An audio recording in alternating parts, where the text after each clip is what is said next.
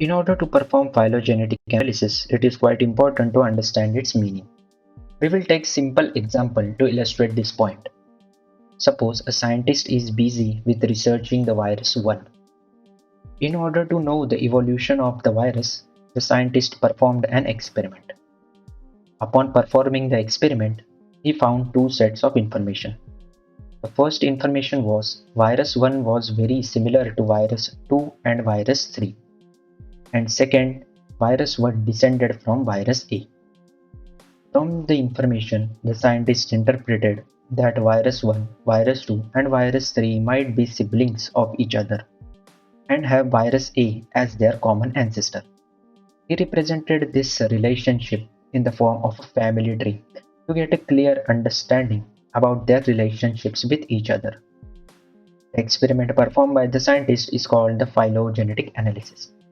Thus, phylogenetic analysis helps us with finding evolutionary relationship between the common ancestor and organisms that descended from it. It highlights the changes that might have taken place in the common ancestor that resulted in the present-day organisms. Such relationships are present in the form of a tree, which we call the phylogenetic tree. In this tutorial, we will walk you through a complete procedure of phylogenetic analysis in a step-by-step manner. We will perform the analysis using Mega 11 software, as this software is very easy to use, accurate, and faster analysis can be performed. So without further ado, let's begin with the tutorial. Like any other bioinformatics analysis, there should be an input data that we will need to begin with, and output data that we will obtain as the final result. The first and the most general data used is the data that is obtained from the fossil records. The data that is obtained from studying anatomy of the functional parts of the organism's body, such data is called as the morphological data. And morphological data is the second type of data used as input to carry out the analysis. The protein or DNA sequences are the third type of the input data. Such data is called as the molecular data. Advancement in sequencing technologies has made DNA sequence data readily available at a highly affordable price. Thus, due to its easy availability and low cost, molecular data is heavily used in carrying out the phylogenetic analysis. Therefore, in this tutorial as well, we will use the molecular data. Upon completion of the analysis, we will obtain a phylogenetic tree that would illustrate the evolutionary relationships of our organism, gene, or protein sequences under study with their common ancestor. Therefore, a phylogenetic tree showing such a relationship will be the final output of the phylogenetic analysis. There are 5 important steps to carry out a phylogenetic analysis. First, collect all the protein or DNA sequences. Second step is to align them. Third, choose the correct evolutionary model for building the phylogenetic tree. Once the model is decided, the tree can be built, and then its statistical significance can be assessed as the fifth step of our phylogenetic analysis. Now we will look at each and every step in brief and demonstrate all the steps using Mega 11 software. We will start by installing the Mega 11 software on our computer from its official website. The link of the official website is in the description below. As we are on the official website, click on the download page. You will be directed to the user agreement and accept all the terms of the user agreement. Then you will be directed to another page where you have to fill your details, some basic details, and after filling that, click on download in order to begin your downloading. Once installed, launch the application and follow the steps in order to successfully install the Mega 11 software on your system. Click on install and click on finish setup in order to successfully set up the software on your system. From your desktop, launch Mega 11 software in order to carry out the further steps. For this demonstration, we will take a practical example wherein we will find a phylogenetic relationship of surface glycoprotein of HIV-1 virus with its homologous sequence. In order to get the homologous sequences, we need to perform a blast search. In order to do so, click on the Align button, then click on Do Blast Search. This will launch NCBI Blast inside the Mega 11 software. Paste your accession number in the Enter Accession Number dialog box. Here, the accession number is of the HIV1 genome.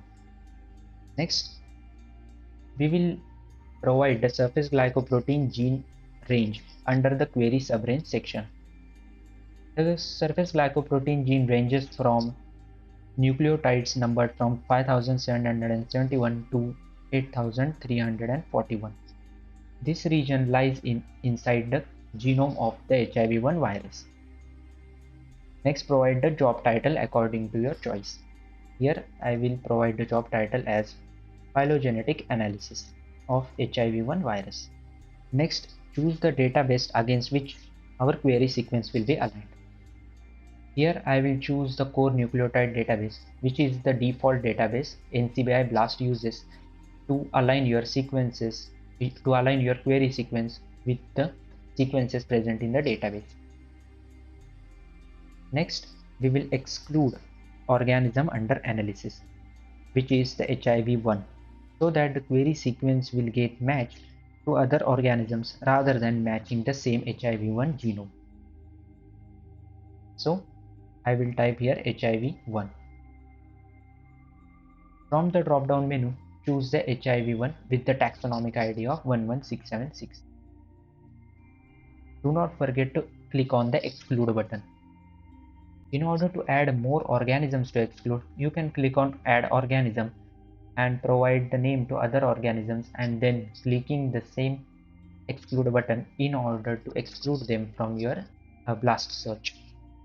Under the Program Selection tab, choose the last option, which is somewhat similar sequence, which is BLAST N. After assigning the values to all the parameters in the NCBI BLAST search, you are ready to go and click on the BLAST button. Once the BLAST search culminates, such results can be seen on your screen.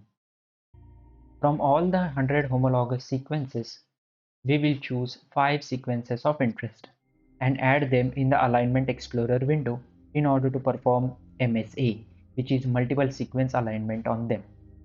Follow these steps in order to achieve your alignment file. First, go to Taxonomy and then click on Lineage tab. This tab will list organism name from which the sequences are obtained. Click on the organism name to get the variants of the same organism as well as the alignment with our query sequence. Click on any alignment in order to load it. Once loaded, you can see the exact alignment where the top line represents the surface glycoprotein gene, which is from our query sequence, and the bottom sequence is from the variant organism called as the subject sequence. In this case, our subject sequence is the part of the complete genome of the variant organism.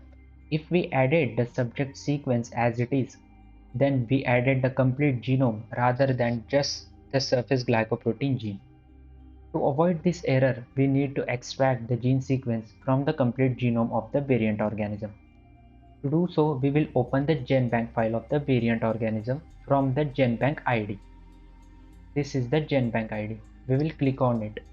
As a result, GenBank file opens up.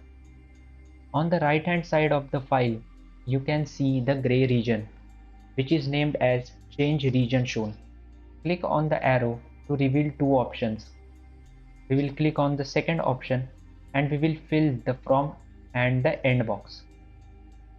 We will copy the start and end of the subject sequence. The start of the subject sequence here is 6225 and end of our subject sequence is 8795. We will copy these two numbers and paste it in the Change Region Shown dialog box.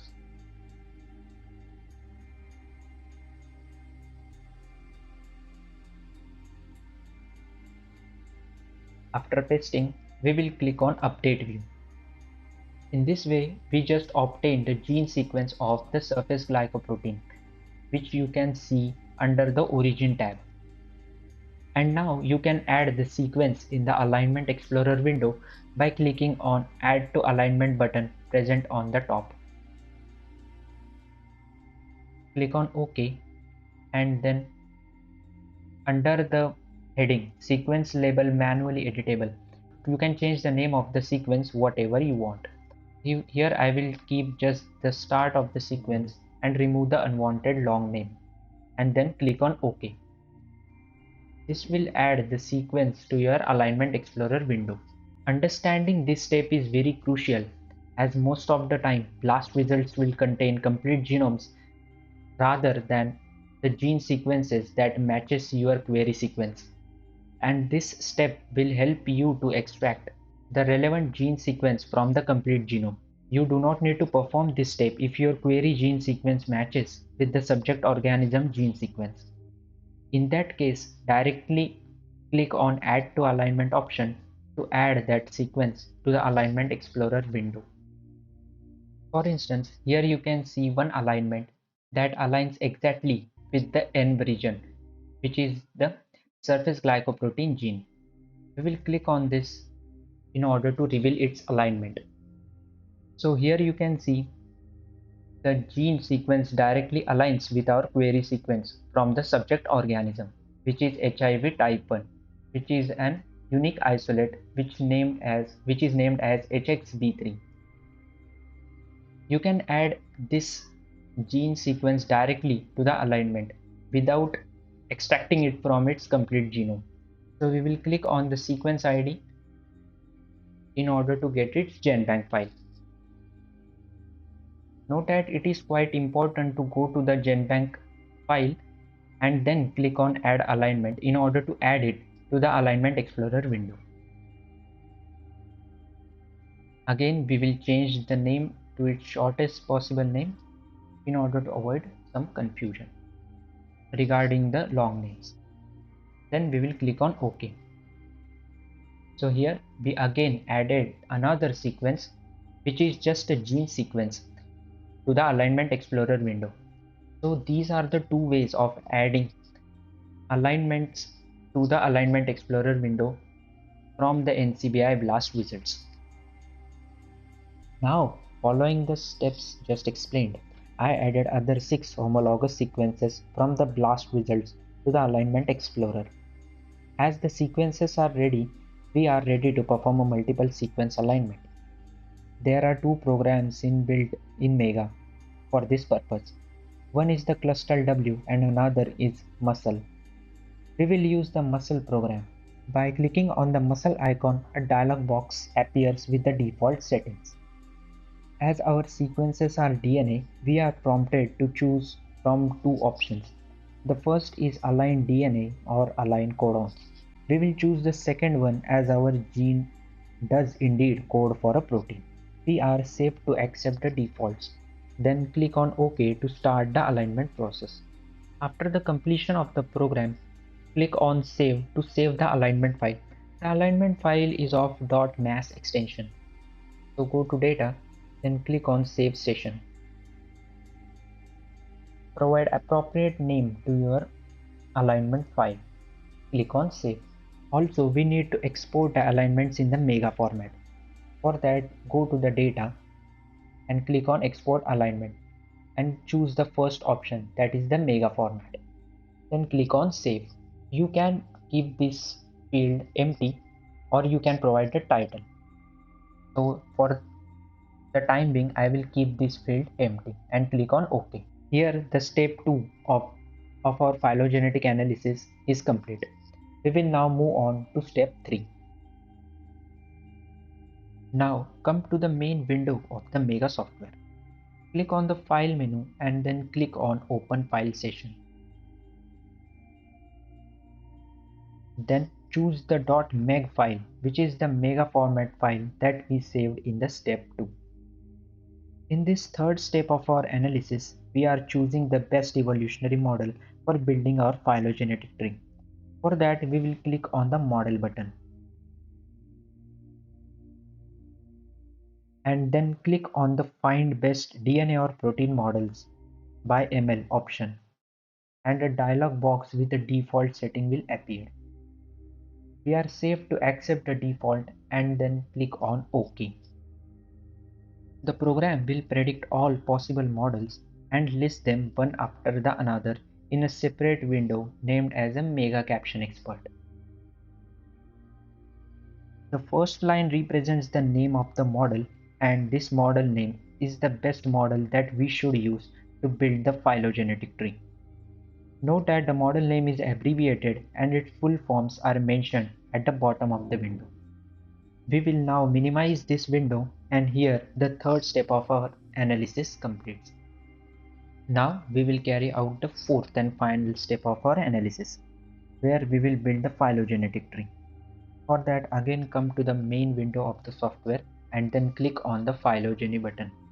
Then click on the first option. A dialog box will appear. Out of numerous settings, we need to pay attention to just 4 settings. The first setting is the model and the method. The second setting is the test of phylogeny. The third setting is the rates alongside, and the final setting is gaps or missing data treatment. Under the model or method setting, choose the fourth option, which is HKY model. Set the value of 1000 in the text box of test of phylogeny. In the third setting, that is rates among site, choose the third option, that is has invariant sites. And in the gaps or missing data treatment, choose partial deletion. Then click on OK to start the process, and this will take some time to finish and produce the results. As you can see here, the phylogenetic tree has been successfully made, and the evolutionary relationship has been established between our query sequence and the homologous sequences. The values represented on the tree are the bootstrap values. These values ranges from 0 to 100. Values that are greater than 70 are considered good and shows greater confidence and reliability in the results. The branch length of the tree can be adjusted by clicking on the Layout tab and increasing the tree width. In the next video, we will learn to interpret the tree. If you stayed around this far, thank you. Drop in like and comment as a treat for the algorithm.